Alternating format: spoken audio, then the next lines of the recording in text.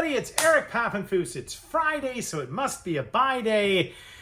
And today we're going to talk about Wall Street, Amanda. I have found a couple interesting books that were passed over at library sales that are 100 years old, and they tell the story of two different stock traders with different philosophies. One with a long-term philosophy of investment, and one with a short-term philosophy of speculation. And come to think of it, it's a lot like the book business. I think if you're in the book business for the long term, for the investment, it's going to make sense. If you're trying to speculate on used books, it's almost impossible to do. I wanted to say one thing between now and the book festival coming up in October. Check out our social media feed for just an incredible lineup and all sorts of exciting things. But we are having a sale here in the Collectibles building where we are trying to make space in the back to bring in new books, and we have 3 or 4 carts filled with books that we have marked down to $5. Can you believe that, Amanda? $5. $5.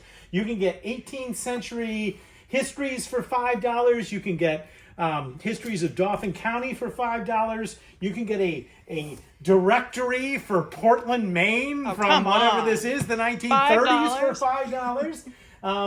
They're obviously all worth more than that, but the point is maybe you want to start your collection. Maybe you want to start your investment now for the future, and we've got a lot of interesting things. These are not in the best of condition, but they're good entry-level rare books for people to invest in. So come on by and pick our carts clean for just $5 a piece. It's a great deal. It's meant to bring you in. All right, should we get to our Wall Street books? Okay. Now, I told you I went to a book sale very early this morning, Amanda, and I found this book and I brought it back, and everybody thought I was crazy. Well, let's just say at Foreign Walds, they took a look at this book and they said, well, this is nondescript, boring, but why would this book be, cost 25 cents. Why would this book be anything? And I said, no, I think it's something. Books about buying bonds, especially early books. This one was published in 1924, so exactly 100 years old. No, they're worth something. And I didn't realize it until I got back and looked at it, because the author's name is not on the title page. But when you flip over to the first page, you can see that it was actually a writer from the staff of Barron's Weekly by the name of Philip Carré. And then I knew who Philip Carré was, Amanda, because Philip Carré is famous for several reasons, but one reason more than any other is that he was the inspirational model for Warren Buffett. So if Warren Buffett cites you as the greatest investor of the modern age, then and as somebody that you should definitely listen to and read their books, well, then you got to pay attention. Right?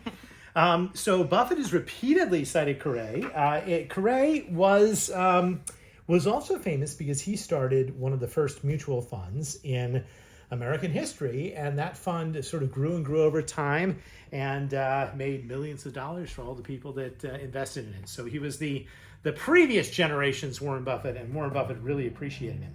Now, what I like about this book, Amanda, is it is filled with advice. I would say good advice that we can still learn today, okay? And one of the things that basically it talks about is the difference between speculation and investment. And I think we should take this chapter and just read a little bit. Remember, Warren Buffett tells us we should listen to what he has to say. An ancient proverb emphasizes the unwisdom of putting all one's eggs in one basket. On the other hand, Andrew Carnegie is credited with the advice to put all one's egg in one basket and watch that basket. And he says basically a man who's trying to make a fortune is not an investor, though he will later become one if he successfully crowns his efforts.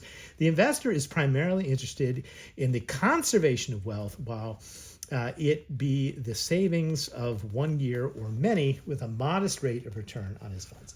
And basically, when you asked Carré to sum up his investing strategy in one word, his word was patience.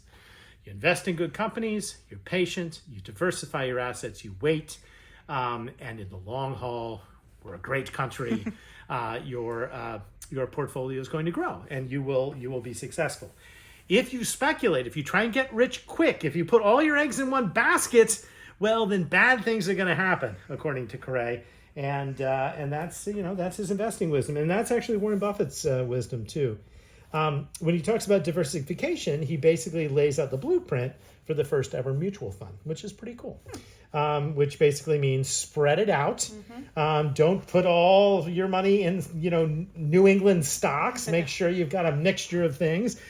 Go in different sectors of the economy, and basically invest in a nice balance. So if some go up and others go down, you'll be covered. One last little thing about buying a bond. I have to say it speaks to my own Harrisburg knowledge and interest as well, and I just wish people had paid attention here, because it talks about the importance of municipal bonds and recognizing that, in fact, municipalities might default on bonds if they don't have a strong enough tax base, which is pretty much what happened in Harrisburg. That's what my dad does. Yeah, what, defolds on bonds? No, he manages them. Yeah, well, okay, so he probably knows. Maybe this would be a good gift for your father. But let me also say, Amanda, that this is an era in time when the purchasing of bonds specifically was tied to the war effort for World War I. There were these things called Liberty Bonds, and we've seen the posters, and we have sheet music and everything singing about why you should invest in your country by buying Liberty Bonds. And it became a patriotic thing that opened it up for really not just the gentleman classes, but the working classes to actually become bond buyers. And so they needed a book of investment, and that's exactly what they got here. This is actually quite a valuable book, 100 years old, still in demand today because Warren Buffett says you should read this book. His other book was called Speculation. And that brings us to our other character that we're going to talk about today, our speculator, who is a man by the name of Jared Flagg. And boy, the story of Jared Flagg is amazing. Now, I found this book and this other Jared Flagg book called The Crimes of Jared Flagg. And who wouldn't buy a book that says The Crimes of Jared Flagg at a little bookstore on my last trip up to Massachusetts? And I started reading, and I had no idea who Jared Flagg was. Let me get you to the title page of this book. First thing you should know about Flagg's Flats, it is privately printed because he could get nobody to publish this book because he's about to take on the New York Police Department and the corruption of the New York Police Department. He actually writes, I printed out this quote because it was so good: "If there is anything in this wide world that will make a blackmailing policeman wince, it is a jury. He recoils from a jury trial as the devil would from holy water." Yeah. This book is also amazing because he starts and he prints the names of all the police officers that he's going to mention in the book. Oh my God. So you've heard about people like going straight to the index of the book to see if they're mentioning something, but I love it. It's filled with, ex-police captain, police detective, everybody.